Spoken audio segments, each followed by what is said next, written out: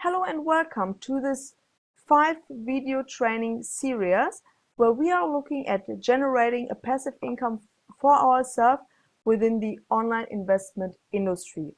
In the past few videos, we have been talking about the basics of your business, which is basically yourself, your mindset, your attitude, and your goal setting. We have been talking about risk management, and we have also been talking about strategy. This video series is designed that each and every video is basically the foundation for the next video. So if you haven't seen the previous video, please make sure to step back and watch the first 3 videos. Take yourself the time to do so in order to be able to better understand this particular video that you're watching right now. In this video, I will be looking at different markets within the online investment industry. So I will be looking into what those markets basically are, what are the advantages and disadvantages, what is important to look into if we are deciding to involve ourselves into that particular market, and also how we get involved into one particular market. Before we get started, just very quickly, this video training series is presented by me and myself. I'm Romina Flummi. Please feel free to send me a message over Facebook or a friendship request.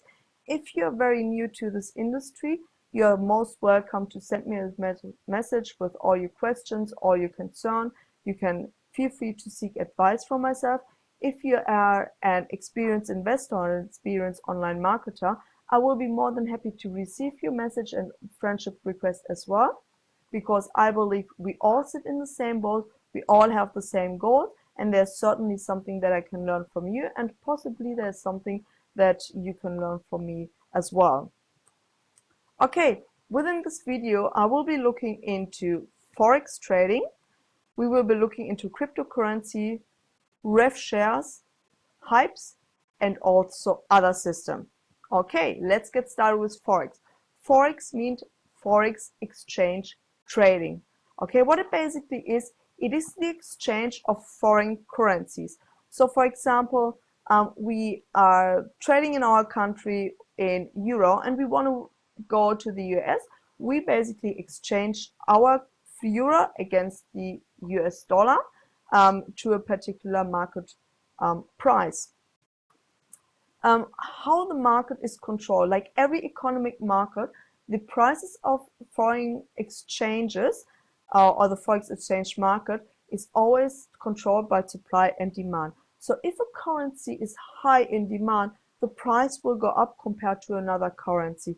If the demand is low, the price go down compared to a currency. So how we can make profits within this always changing market is if we buy a currency when it's cheap and sell when it's expensive, our profit range will be within the price change. If we sell a currency when the price is high and buy back when the price is low, the profit range will also be within the range of price movement. Depending on how you look at the market, the prices are constantly subject to change. So on a minute-to-minute, day-to-day, and hour-to-hour basis. We can get involved into the market in 2 ways. So the first way we can get involved into the market is trading ourselves. However, if you're new to the industry, if you don't know what you're doing, I would suggest to not get that pathway, because I have seen people losing a lot of money in a very short period of time trying to trade themselves.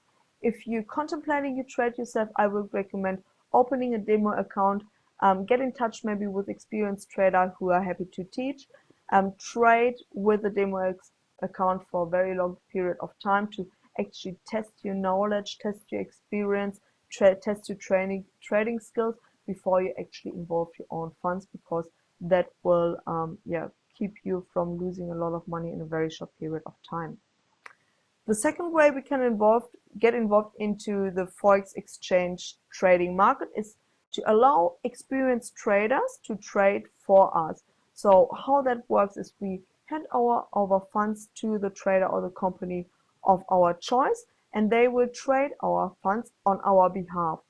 In exchange for that, we get up to 10% a week on our funds that we invest, and everything that has been achieved above that is kept by the trader or by the particular company. Now let's say you invest $1,000 US, you get 10%, up to 10%. That's what the trader will give you in return. You will get $100. But if the trader generated $500, the trader will keep $400 of that generated $500. So in the end of the day, it is a win-win situation for ourselves and also for the trader or the trading company. The advantage here is that we have a passive income without any effort. Obviously, if you trade yourself, trading is a really effort-rich profession. So effort-rich means you have to constantly monitor your trades, you have to constantly analyze the news, you have to constantly watch the charts, read the charts. So it's very effortless. It's very much, very rich in skills. If you don't have the skills, it is a better idea to let others trade for us, and that's basically what we want to do. We want to generate passive income through investing, and for us, it is the best way to do that is to allow our other traders or trading companies to trade on our behalf. The disadvantage here is obviously that we have a higher risk. So Forex is always subject to constant change. So if there's a sudden rush up in prices or a slowdown in prices or fall in prices, and that is completely unexpected, we are at risk to lose our invested funds. However, what we as investors are looking for within this industry ideally is for a good relation between stability and profit. And that is something that we find in the Forex exchange trading market, because we can make up to 10% a week. We have higher risk, but still a reasonable amount of risk, because most traders or trading companies, they have a couple of security standards to lower the risk as much as possible. However, if we want to decide to let others trade on our behalf, no matter if it's a company or a sole trader, we want to make sure we have proof of trading. So we want to make sure we have trading reports. And for us as investors, it's important to learn to distinguish between a genuine trading report and a fake trading report. If you are new to the industry, if you're not sure, you see a sole trader or a trading industry, and you're not sure, you're most welcome to send me a message over Facebook, and I will be looking with you into that. What we are basically looking for in trading reports is that they are not blurred, so we can basically see the numbers, we can see the balances. We have constant trading reports.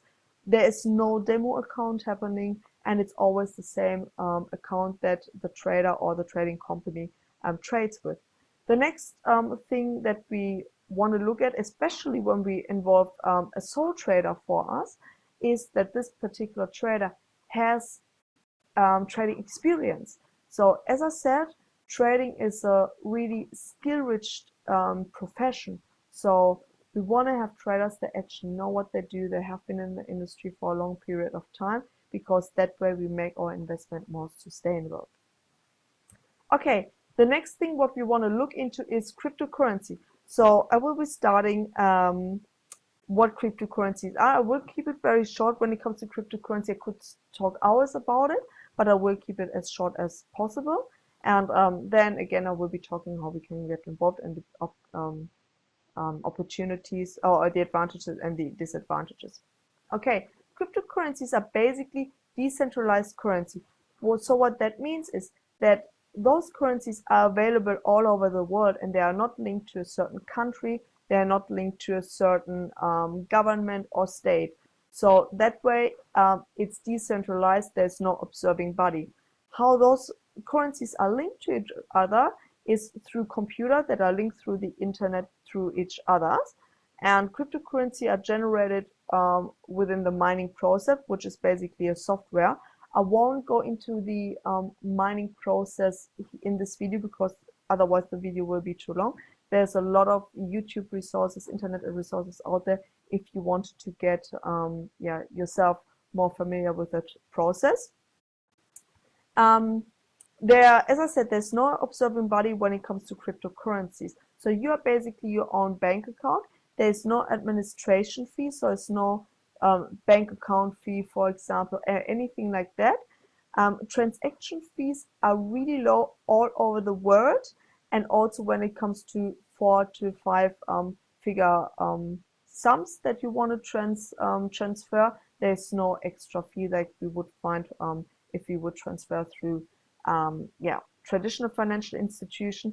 As well, what we also take advantage of is that the transaction happens within a couple of minutes rather than a couple of days. So it makes it a lot of easier to transfer funds.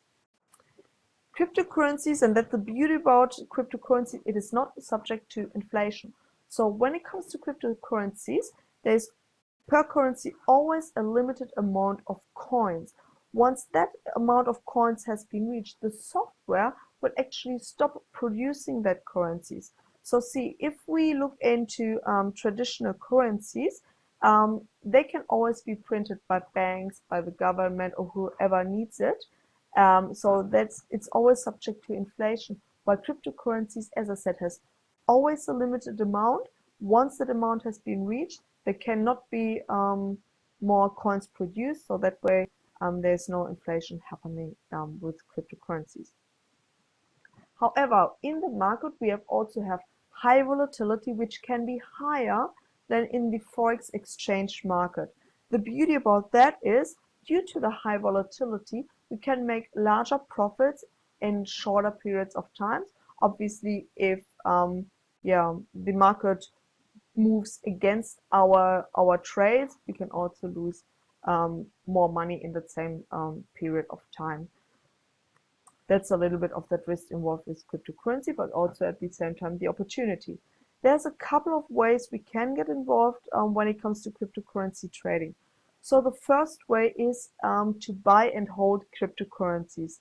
So basically, you just buy an amount of coins, you just hold the coins, and you take advantage if the coin rises. Obviously, if the market moves against that, so if the coin goes down in value, then obviously your invested funds lose their value.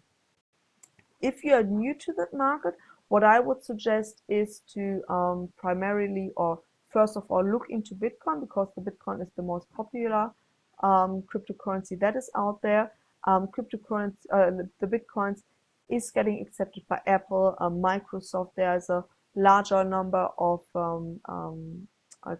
Bitcoin cafes out there, an increasing number of Bitcoin ATMs. So when we look at the charts between the last 12 to 15 months, we can see an upwards and downwards trend. It has an up and downs, but in general, it has an upwards trend. So I'm confident that the Bitcoin will have a very important role in the future. The next way, when it comes to buying cryptocurrencies, when we have cryptocurrencies linked to MLMs, within the entire time I have been involved into the online investment industry, I've never seen a cryptocurrency linked to an MLM that actually gave the returns that have been promoted. Most of the time they are not tradable, they are not real currencies. Some of them are not even going to launch. So if you want to buy and hold a cryptocurrency, then it's a good idea to actually buy a solid, real and tradable currency. When it comes to getting profits out of that, it is more like a long-term investment, because we don't know what's happened to the currency in the market. We don't have a constant return. So for example, you buy a currency in the first month, you make 50% return. In the second month, you have 70% return. In the third one, you get a minus. So that is something that I would suggest if you have like spare money available and you want to make it work for yourself, you can buy and hold cryptocurrencies. If you want to make maximize money out of your money, then it's maybe something that you want to look into later down the track. The next way we can get involved into cryptocurrencies is actually to invest into mining. As I said, the creation of cryptocurrencies. From a theoretical viewpoint, you can mine your cryptocurrencies at home. However, the cost of equipment, the cost of electricity, and also the cost of getting or keeping your equipment cool is so high that in the end of the day, it's not profitable. However, you can invest yourself into mining by buying yourself into mining farms. That is basically where the creation of cryptocurrencies happen. It is a very stable sort of investment when it comes to the cryptocurrency market. However, because there cannot be a lot of happening. However, we can look into profits of round about 5% a month.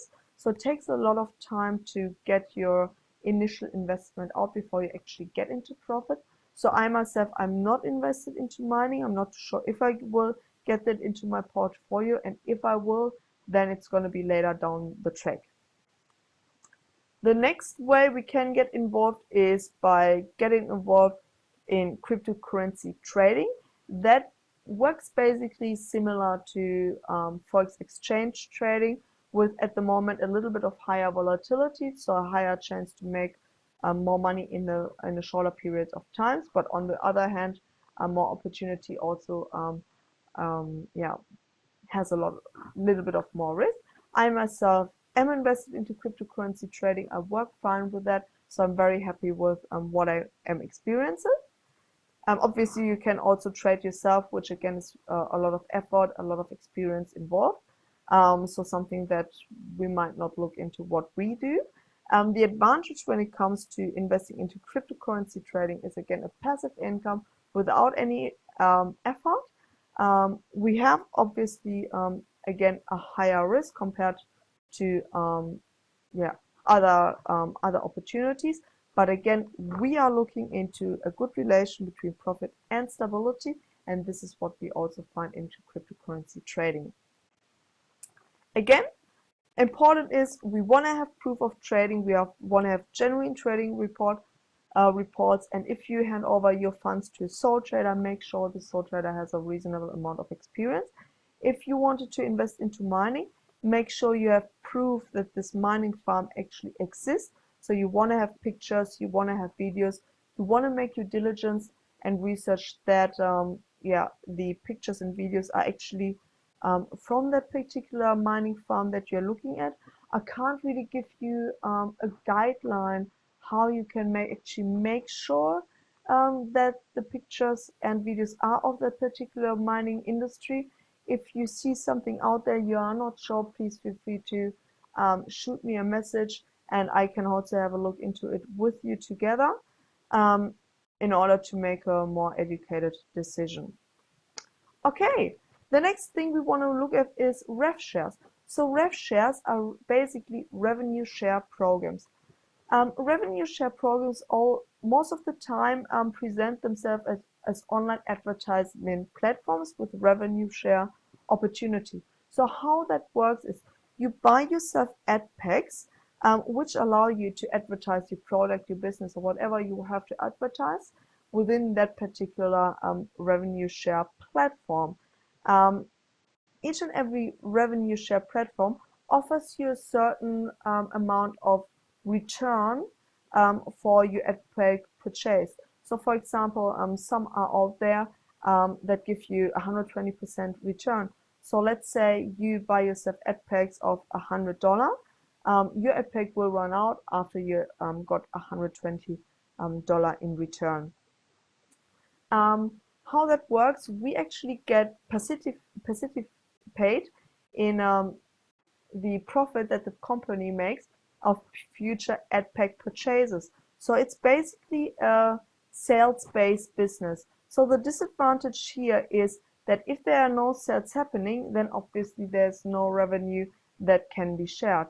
So it is very important to have a good revenue share platform with constant sales happening. There are, however, despite of the disadvantages, a couple of advantages that we have when we get involved into revenue share programs. The first advantage is that revenue share programs are actually very stable as long as they work, and we know that they actually work because they have been working in the past, and they are subject also, or they are most likely to also work in the future. They are very practical and handy to build accounts, especially when you have less amount of funds to invest, because to purchase ad packs can be between $30 or $30 up to $50 or a little bit more. So it is reasonable to build your account. The compound interest effect can be quite powerful and can boost your business and your account quite well. So this is something that we have, or that is really important when we look into revenue share programs. They are really easy to promote, because when it comes to revenue share programs, you actually can see in your dashboard how your ad packs are building up. So it's really easy to share your results on Facebook, on Instagram, or Twitter, YouTube, whatever you want to share. So your results basically raise interest in that particular program, and that obviously generates a couple of more sales. Very important, if you choose a revenue share platform and you want to get involved into revenue share, there are a couple of things that are really important to look into. The first thing is we want to look who is the owner, what's the background of this owner, what's the intention of the owner, who runs basically the revenue share platform. Are there any good histories out there, any bad history out there? Because based on the intention of the owner, we can basically get a guideline or an idea how long the revenue share program is going to last. Transparency is very important within this industry as well, because it is a sales-based business. A platform that has a lot of more trust obviously generates a lot of sales.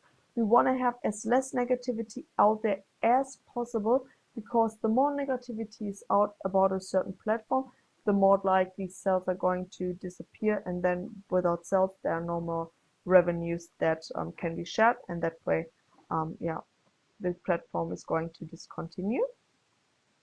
We want to have a fast payout, up to 3 to 4 days. Maximum 7 days is reasonable. Everything above that is a little bit more unstable.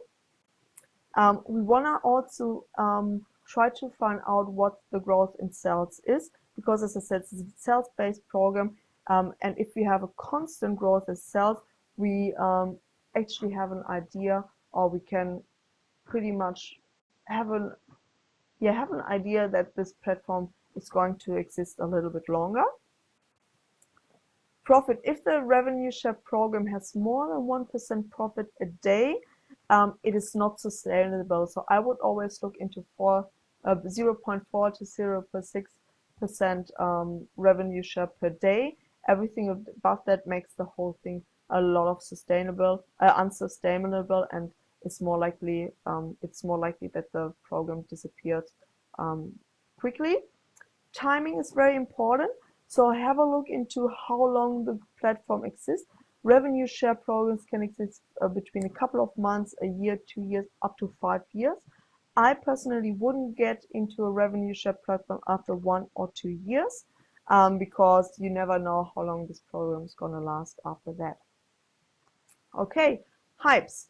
HYPEs are high yield investment programs. So HYPEs are basically no real businesses. There's basically scam or Ponzi schemes, and every HYPE pretends to do something. So they do pretend to do Forex trading, cryptocurrency trading. Very popular is waste, sustainable energy, waste removal, recycling, anything like that. So HYPEs are very, very creative with their story, but in the end of the day, there are no real businesses. So in the end of the day, they are designed to generate as much money as possible, and when the most money is inside of the system, the owner will disappear with the money. So in the end of the day, we have more losers than winners. Because of that, I would suggest to not promote HYPE schemes, especially to those people who are actually new in the industry, because in the end of the day, we all sit in the same boat. So by promoting hype, you generate actually bad experience for people that are new to the industry, that are genuinely wanted to create something for themselves. So if you want to get involved into hype system, please keep it to yourself. Please refrain from promoting it unless you promote to invested experienced investors, but don't put it out there into the communities. Fortunately, hypes are really easy to identify. Okay, so hypes normally promise too much profit. So they go like up to 10% a day, 50% a week, anything like that. You are most likely that it's a hype, because those sort of profits are not not realistic. Also, we have no proof of actual business activity. So there will be no trading of reports, or if there are trading reports, they're blurred, or there are demo accounts or anything like that. So it's really easy to identify a hype in the end of the day. It is important when you want to look into investing into a hype in order to get a lot of money in a very short period of time. If there's a hype out there that has more than 3% daily, we can be pretty sure it won't last long. 3% daily can last a little bit longer, like up to 1 or 2 weeks longer. Everything that is less than 3% daily doesn't make any sense, because then you can involve yourself in the real business anyway. A good website can indicate that the hype scheme lasts a little bit longer. Again, a little bit longer means that up to 1 or 2 weeks. And again, I discussed it in a couple of videos before. A good website doesn't indicate a good business. I know a lot of good businesses that do a fantastic job with a basic website. So a good website is easy to create and doesn't say anything in the end of the day. Certificates for business registration are also no indication for real business. Obviously, it's always an advantage, but there's a lot of countries where it is really easy to register a business without any effort. You can do it online, so business registration is not necessary proof of a real business. Payouts, again, are also not proof of a real business. Hype schemes always pay out from the money that comes in from new investors. When the most money is inside of the system, it is not profitable for the owner anymore. The owner will basically find a story as an excuse. It's going to be sick, or there are lost trades or anything like that, and then you can be pretty sure it's not going to last a lot of longer. They basically put the investor in a very position, so they have time enough to disappear.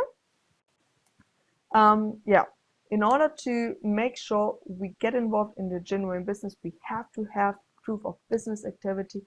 We have to have transparency. There's a couple of other factors out there that we want to look into. I will be touching those in the next video coming. So hypes are not sustainable. They won't lead to a sustainable business. So again, please don't promote hypes to new investors. They're brand new in the industry if you know it's a hype scheme. Okay, others. So basically, others are everything that does not fall into the discussed markets. So it can be IPO market, it can be share markets, real estate markets, sustainable energy, anything that doesn't fall into the other industries. As I said, 99% of the companies out there, traders out there, etc., are schemes, are Ponzi's. So make sure you find that 1 or 2% that are real, especially for sole traders. Make sure you find the good ones. It's really hard for us as investors, but also really hard for sole traders that are genuine to find to each other through that really harsh and I would say hype and Ponzi poisoned market. So make sure you make your due diligence in the end of the day. Another word, a last word to strategy. I have been talked in risk minimization about diversification through different businesses. You also can diversify through different industries. So for example, you want to have one account or business investment in the Forex trading, one in the cryptocurrency trading, one in ref shares, etc. Because we always have to think about, it can always be the case that there's a fall in prices, let's say in the Forex exchange industry, the whole the whole market is involved or affected, then obviously that wouldn't affect the cryptocurrency industry or the ref share industry. So it is always a good idea to always diversify, not always in the companies, but also in the industries that you want to involve. Again, quality counts over quantity. It doesn't make sense to invest into 10 different markets and 10 different companies and then 8 of them break down underneath of you. So always make your due diligence. Okay, that was basically it. That video was a little bit longer. I hope I generated a little bit of value for your time invested. Thank you for watching this video.